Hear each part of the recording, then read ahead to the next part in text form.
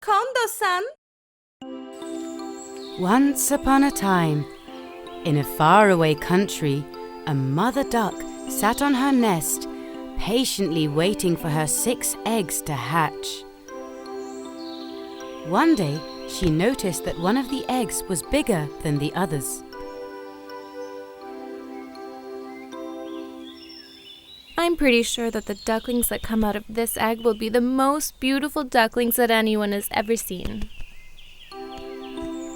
Even though she convinced herself there was nothing wrong, the mother duck was still worried because this was the first time she had seen such a big egg. Finally, the eggshells began to crack, and one after another, the ducklings started coming out with joy as they were quacking. They all hatched but one. There was no movement in the big egg. I guess it didn't get warmed enough. Now I'm gonna sit on it again to see if it hatches. The ducklings sat beside their mother as she sat on the nest warming the big egg.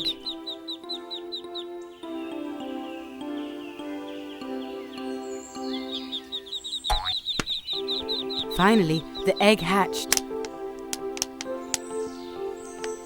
Everyone was curiously watching it. They were surprised at what they saw, a grey-coloured ugly duckling which looked nothing like his siblings. They were all staring at him. Oh my, this duckling doesn't look like the others. The rest of my ducklings are so cute. Why is he so different? Mother Duck was very sad. She consoled herself, hoping that one day he might look like his siblings. But at the same time, she told herself that no matter what, he was her duckling too. Days passed and the ugly duckling was still the same. When they went for walks with their mother and wandered around, his siblings always left him behind. What an ugly duckling you are! You don't look like us. Go away. We can't even play with you. We don't like you. We don't want you hanging out with us. The ugly duckling was really upset. He always walked with his head down, looking sad. One day, he went to the lake, and as he cried, he talked to himself. My mother is very sad, and my siblings don't even want me. Why am I so ugly? I'm so lonely. Nobody loves me. As he looked into the water, he saw his reflection. My siblings are right. I'm really a strange-looking duck. My mother hasn't even kissed me once. I can't live with them anymore. So he decided to leave his family and went to the forest to start a new life by himself. He walked for a long time and went very far. From time to time, he would stop to rest under a tree.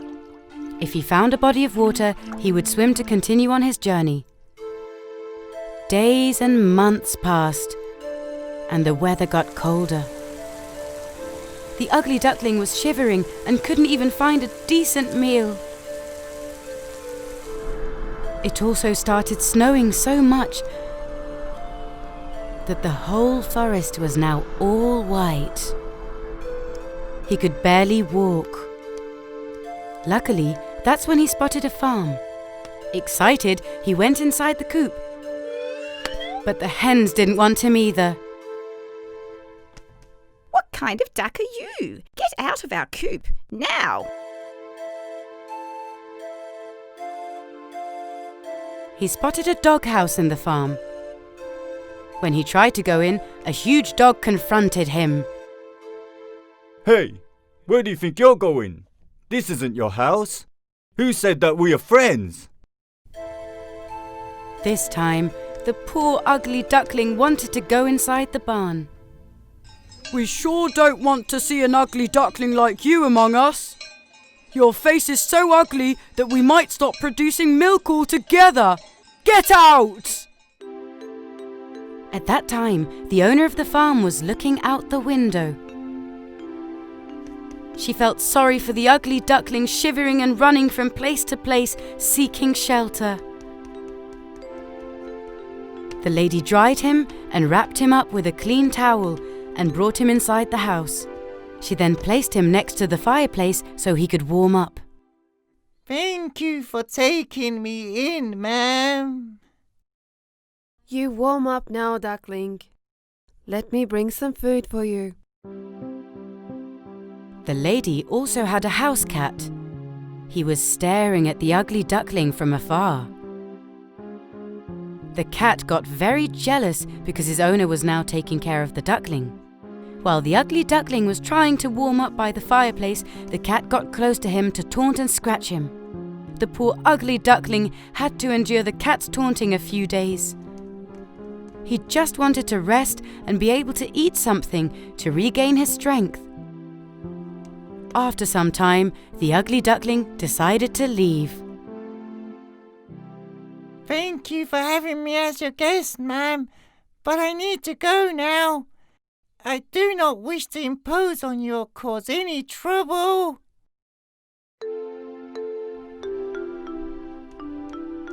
The ugly duckling started his journey again. By then, the snow had melted and spring had come. On his way, he came across a little lake. He jumped in, and as he happily swam, he saw his reflection in the water. Uh-oh, who's this? This is not me, or... Could it be? Last time I looked in the winter, I was an ugly-faced duckling. He flapped and flapped his wings, and when he saw his huge shadow in the water, he shouted joyously. Good heavens, how much I've grown and how handsome I've become. I wonder, how would my mother and siblings treat me if they saw me now? Suddenly, two swans that looked like him swam towards him. Hi, welcome to our lake. We're swans just like you. Are you lost? You can join us if you'd like. You're one of us. At last, the ugly duckling knew the truth. It turns out that his egg had accidentally rolled over to his mother's nest, so he decided to stay with his own kind. He was very happy. He swam and swam in the calm waters of the lake, admiring his own beauty. However, no matter how happy he was, the ugly duckling couldn't forget his mother. As time passed by, he missed his mother and started thinking that he should have never left. I was a swan egg that accidentally got mixed with my mother duck's eggs. My mother never separated me from the others and kept me warm so that I could hatch like my siblings. I owe her my life. The ugly duckling told the story to his swan friends. He thanked them for everything, said goodbye, and headed back to the farm where he was born. When he arrived, he ran to his mother and siblings. Don't you recognize me? I'm the ugly duckling. Actually, I'm a swan. I turned into a handsome swan. How do I look? His mother was shocked, but happy to see her son again. Welcome back home. I was so worried about you, and I'm so sorry for all the pain we caused you, my son. His siblings were so ashamed. We judged you based on your appearance. Can you forgive us? We broke your heart. We will never make such a mistake. Come on, let's swim together like the good old days. They all jumped into the water joyfully. They swam in tandem with Mother Duck at the front, followed by her 5 ducklings, and in the back the beautiful white swan, the ugly duckling. Swimming all together, they lived happily ever after. Once upon a time, in a faraway land, there lived a woman who desperately wanted a child, but could not bear one. She cried every day from sadness.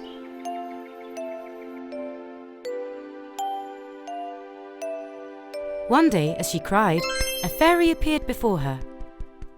"Why are you crying? Tell me. Maybe I can help." I have no one. I want a daughter. She would be a friend to me. Okay, don't cry anymore. I'm going to give you a seed, plant it, and place it where it can get plenty of sunshine. Also, sing to it every day. When it grows and blooms, you will see a surprise. The woman did everything as the fairy said. She sat by the flower pot and sang to it every day. One day, she saw a small sprout. Soon after, the sprout turned into a pink rosebud. The woman was so joyful and happy. One day, as she was smelling the rose, she kissed it. Suddenly, the rose petals slowly started to unfold. Inside was a blonde-haired, pink-cheeked little girl as small as a thumb. She was so shocked and delighted. She realized why the fairy had given her that seed. She immediately took the girl into her palms and started talking to her. My beautiful girl, welcome to your home. I'm your mother. Your name shall be Thumbelina. She immediately made a cradle for her out of walnut shells, a bed out of violet leaves, and a blanket out of rose petals. Thumbelina was so happy with her mother. She sang songs and danced with her. Her mother filled a cup with water and placed some walnut shells inside. Thumbelina would ride around with the leaves and shells for hours. Time passed, and Thumbelina had grown, yet she was still tiny. One night, as Thumbelina was sleeping in her bed, an ugly frog entered through a gap in the window. He stared at Thumbelina as she slept. Oh, she's so beautiful, just the perfect girl to be my daughter-in-law.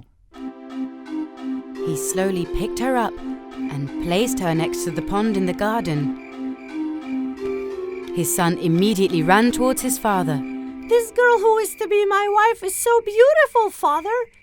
Let's keep her on this lotus flower until we prepare everything so that she doesn't escape. In the morning, Thumbelina, who opened her eyes on the lotus flower, noticed she was in the middle of the pond, was very scared and so started crying. All the fish in the pond that heard her voice swam towards her. Why are you crying? What's wrong?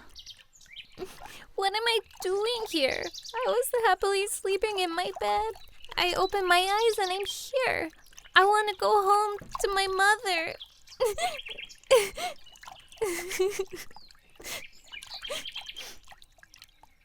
That ugly frog and his son put you here. Apparently you're going to get married. Don't you want to? No!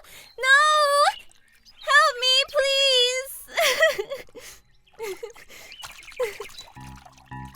All the fish started gnawing at the stalk of the lotus flower rooted at the bottom of the pond.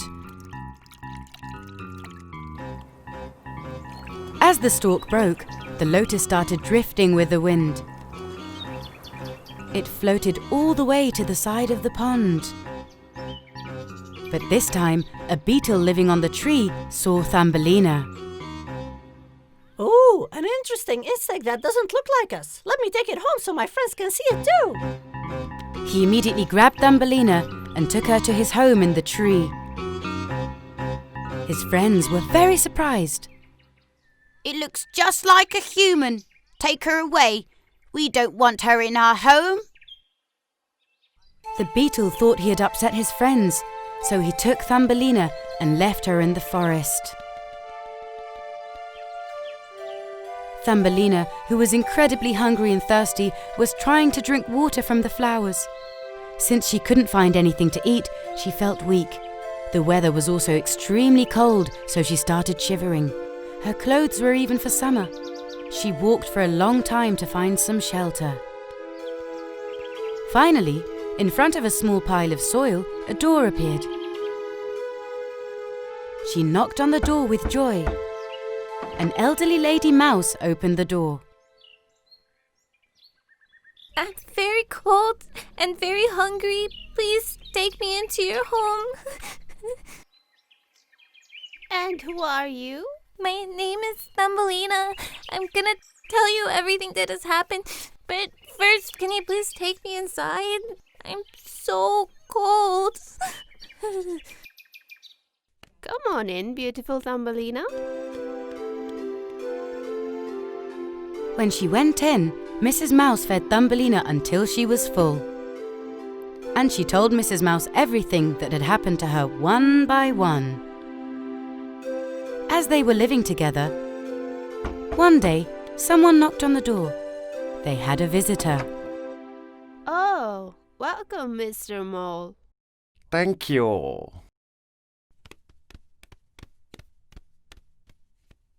And who is this beautiful girl, Miss Mouse?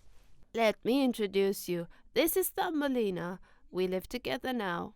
Very nice to meet you, sir. Admiring the beauty of Thumbelina, Mr. Mole was now visiting Mrs. Mouse's house every day. He would bring lots of gifts and food to get Thumbelina's attention. After some time, Mr. Mole decided to speak to Thumbelina. Thumbelina, I like you very much. I'd like to marry you and start a family. That is, if you would like to, of course. Mr. Mole, thank you very much. You're a gentleman. But I'm not thinking about getting married. At night, Mrs. Mouse wanted to speak to Thumbelina about this. She thought Thumbelina could be happy. You don't want to get married, but let's just go to his house together. If you change your mind, you'll see what kind of a home he'll be living in. What do you say? Actually, Thumbelina didn't want to marry Mr. Mole because moles live under the ground without seeing the sun.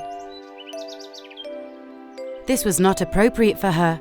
She was a girl of sunshine.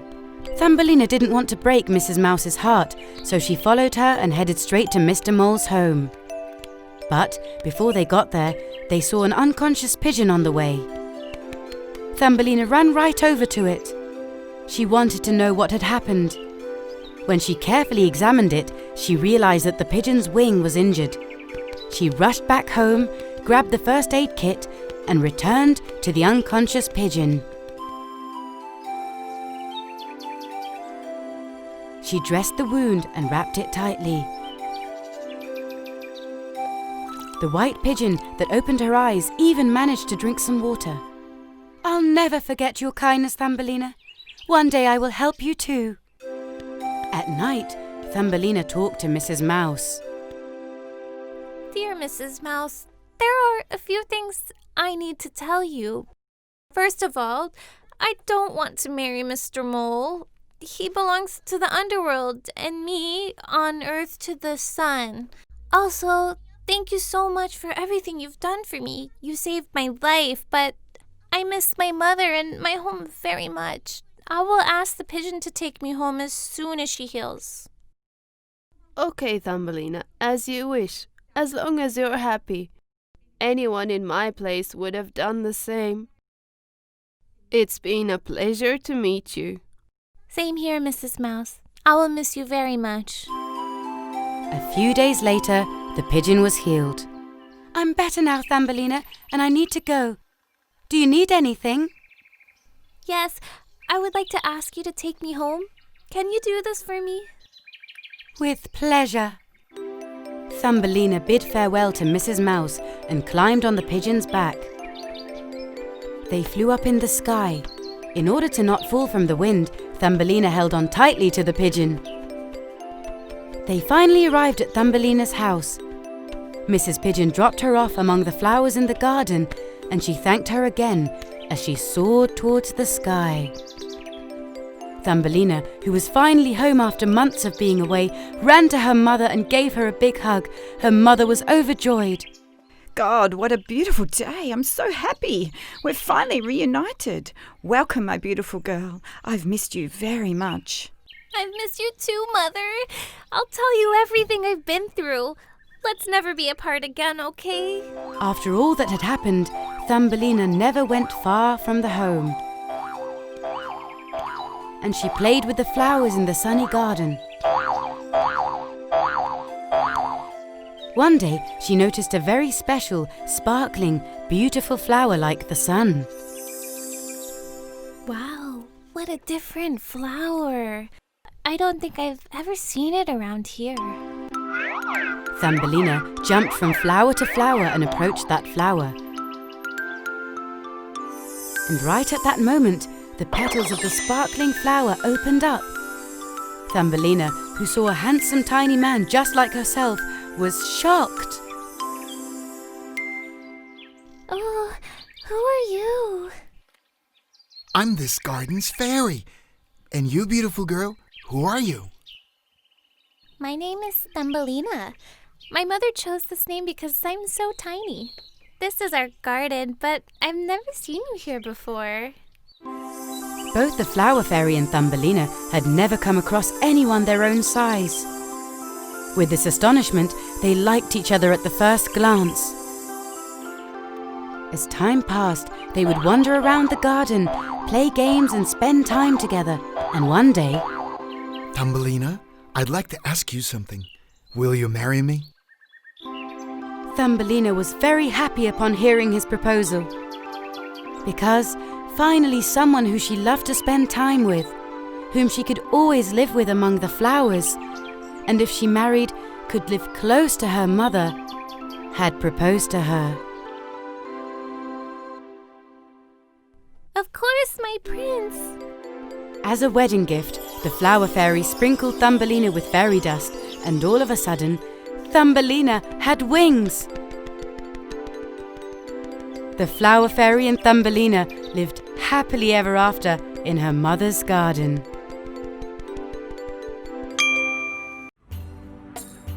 Once upon a time, in a faraway country, there lived two brothers, Ali Baba and Kasim. Ali Baba, a poor woodcutter, was a kind and honest man. Meanwhile, Kasim, the older brother, was a jealous and greedy man with an evil heart. One day, as Ali Baba was cutting and collecting logs in the forest, he saw a large group of horsemen coming towards him. Trembling with fear, he climbed up a tree. Even his donkey got so frightened that the poor thing hid behind the bushes. Good heavens! 1, 2, 3, 40 of them! I guess these are the infamous 40 thieves who steal gold and jewels from others.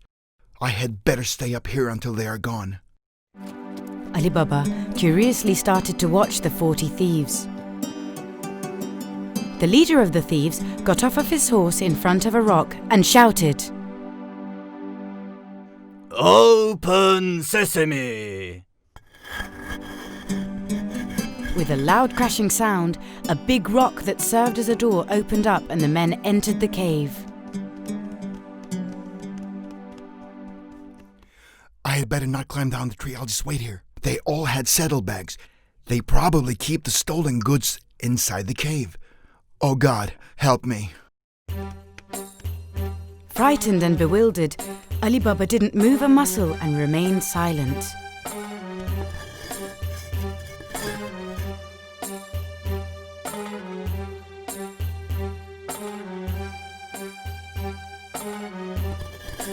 After a while, the huge rock reopened and the thieves came out.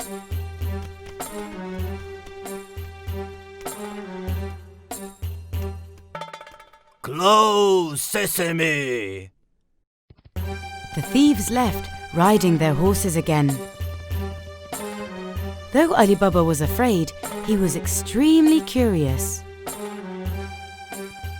He climbed down the tree, walked to the entrance of the cave, only after he was certain that the thieves were gone.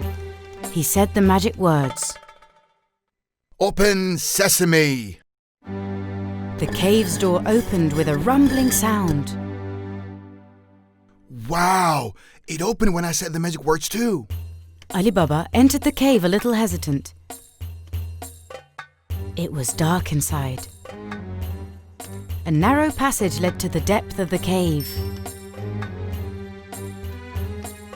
After walking for a few minutes, he reached an open space.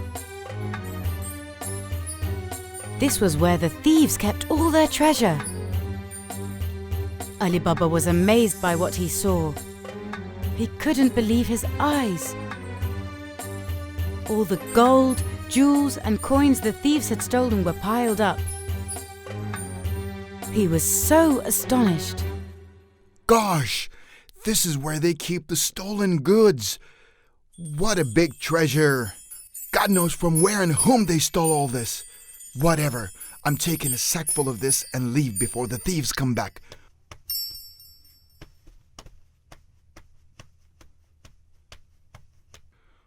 Open sesame! He got on his donkey and rode back home.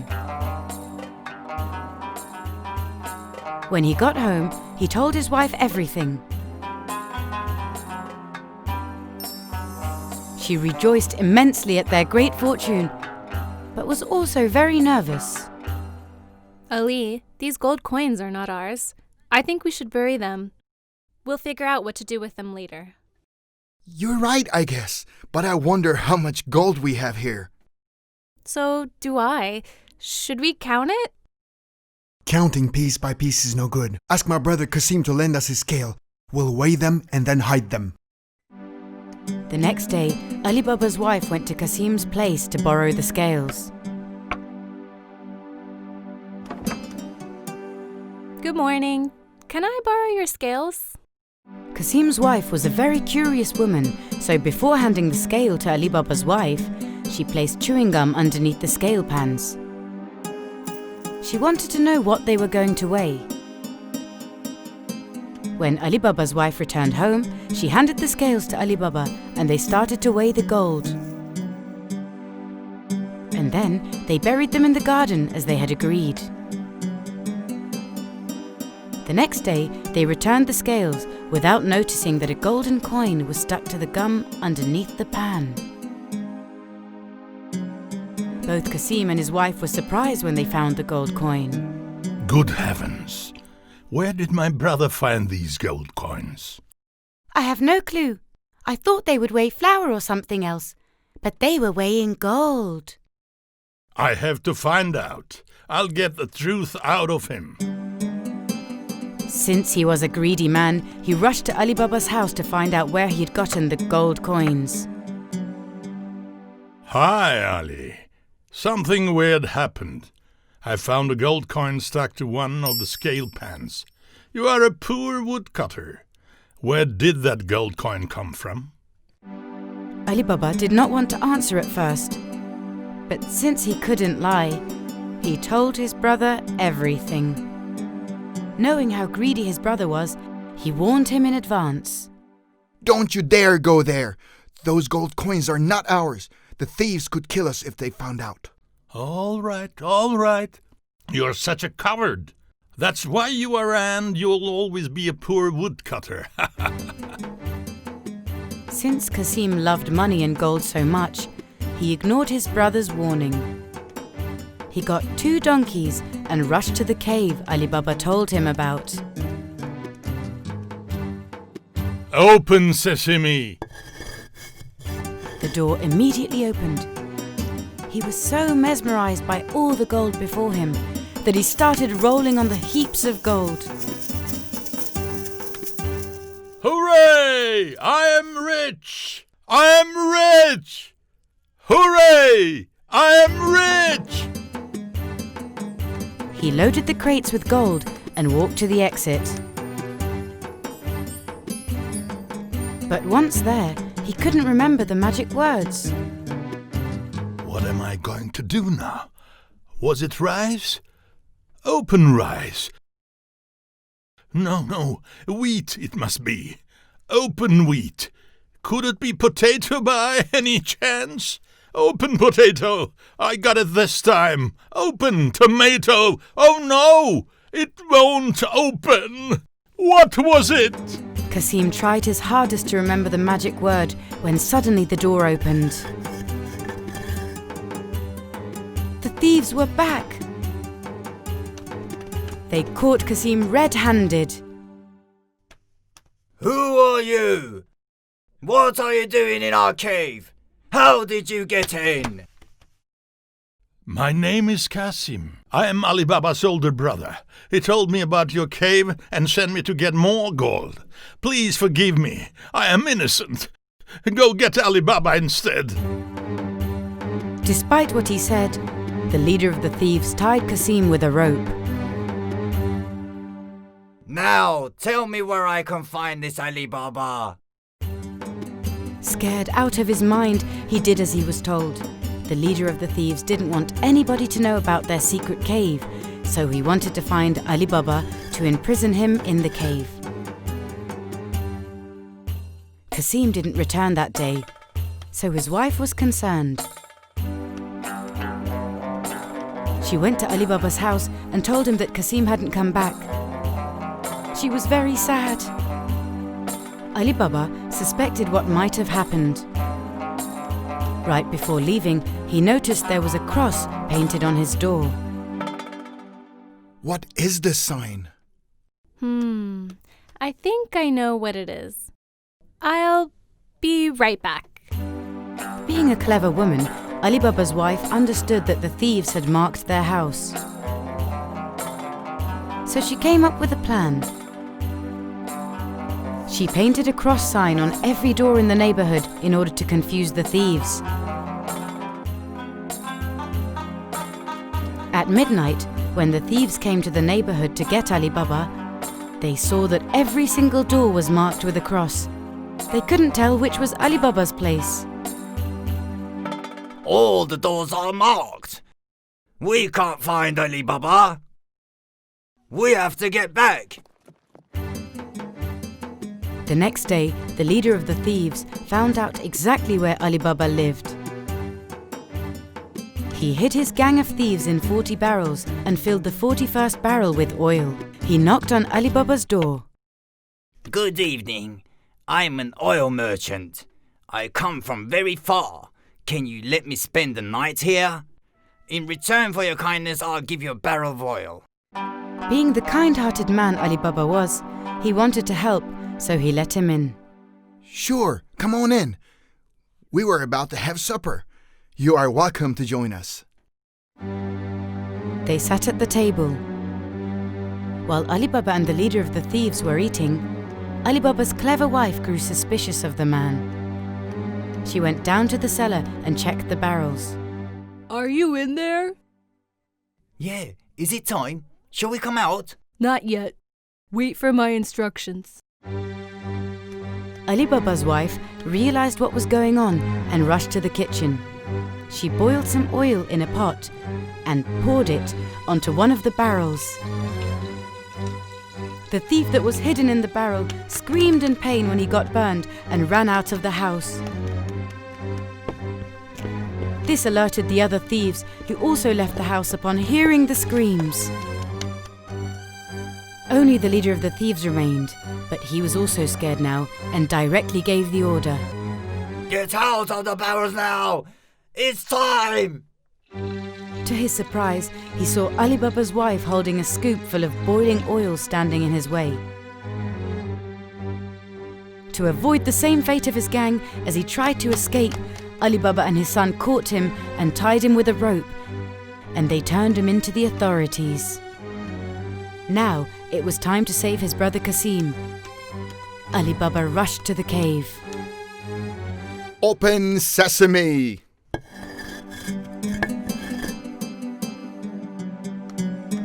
Kasim was inexplicably happy to see his brother. Thank goodness. I no longer care about gold or coins anymore. I was scared to death. Get me out of this place, Ali Baba, please. I told you should not covet so much of worldly goods. It may cause you a lot of trouble. Thanks to Ali Baba, the thieves never returned to that country. The gold coins were distributed equally to all the residents. Their country was blessed with abundance. Ali Baba and Kasim lived happily and peacefully with their families. Hey guys! Subscribe to our channel KONDOSAN and watch the most popular fairy tales, cartoons, and nursery rhymes. Don't forget to click the bell for notifications.